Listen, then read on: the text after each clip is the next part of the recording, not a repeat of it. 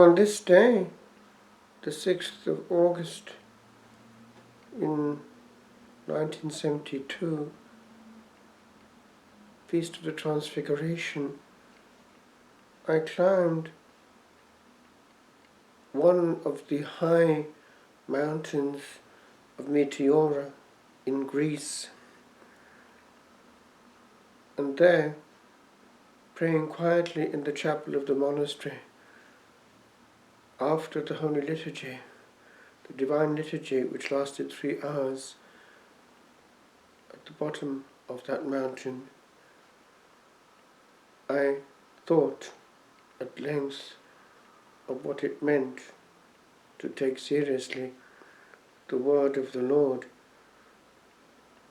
read on that day. He took them to a high place apart. There was something about the Eastern Bloc which remained uncontaminated and unbustled and unhurried by the pace of life. Un pays de rêve, said a monk of Boiron sometime later in Rome. A country of dream. The incense and the time, the chant and the gestuality, the otherness of praise and worship in an ancient, unchanged mode leads to another dimension which hasn't been in a hurry to change according to the whims of man. And I thought this would be it. But it cannot be, one cannot leave the one true church. Is there something on earth which corresponds?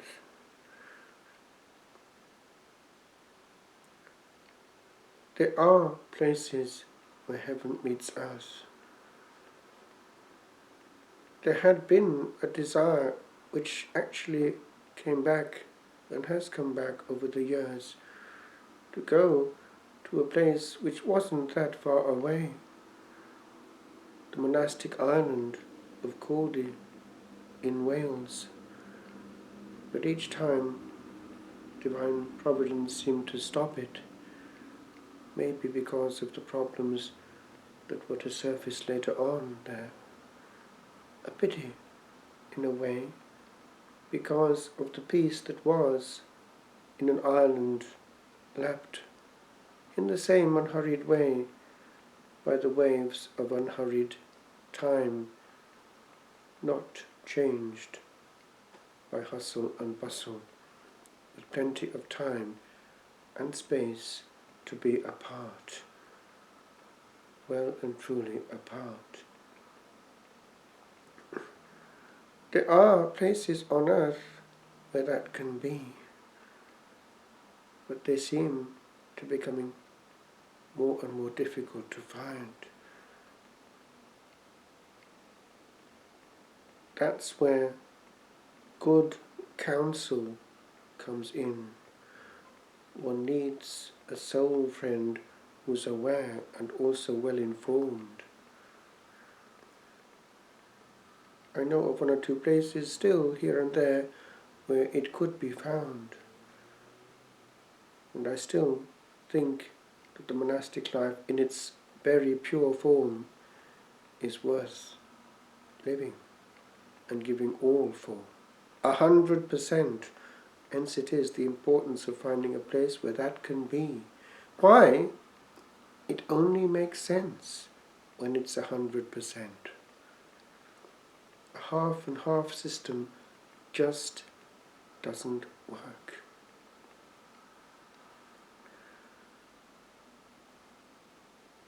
Only today I was talking to a young priest who, as it happens, had been to Sepfong. Sepfong is near Parelimonial, and they have 90 monks there, and they're very, very fervent and strict. The Trappist life maintained to the full. even the sign language, and the essence never lost. And the Lord is free to bless. And that is virtual apartness. The Trappists are together,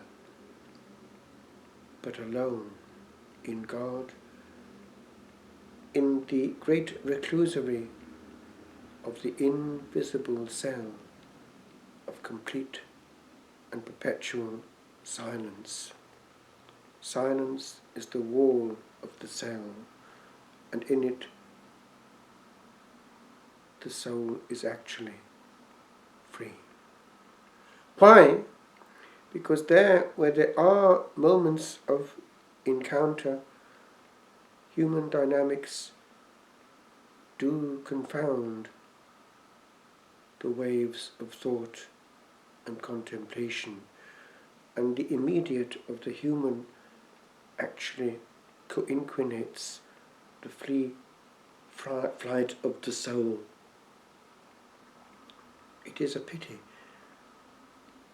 It was my experience that is exactly what happens, even if it's only one recreation a week or two. That is where the energy of the soul often goes, and it's difficult to come back. Whereas perpetual silence is extremely liberating. There is no complication, and one can only then talk with Jesus and Mary and the angels. It's quite a different mode, actually, and it changes the soul radically. And it was perceived for what it was by the monastic centuries. Hence the emphasis in St. Benedict, filtering the best of the East in his holy rule. Permission to speak was to be given rarely. And so it is that a monastery, if it does have love for man and God, fully lived in a specific mode of apartness, works. Time is spared and gained. How much time and energy goes into recreation mode? It's all extra time. I recall how I was inspired by reading way back in school days about the way actually that in a Trappist monastery, all time not given to community exercises and work is given automatically to mental prayer and spiritual reading, and therefore there's no leakage. Leakage is the problem of the soul. The soul sealed by silence is free to rest and to listen, as we hear on this day, the Transfiguration. Listen to him. Years later, in the French community in Italy, I was thinking about all this alone in my cell, and thinking about the past and how that utter silence and apartness was a great inspiration still. And then suddenly the prior came with this message that I was to go to Rome. And it all came back, how actually that can be found again in long hours of solitude with study. Study of sacred things is a contemplative mode. And it worked again. Aloneness with books, listening precisely to the word, speaking through the word on the page. It works. Why? The word is waiting for us when we are empty of many other noisy, wasted words.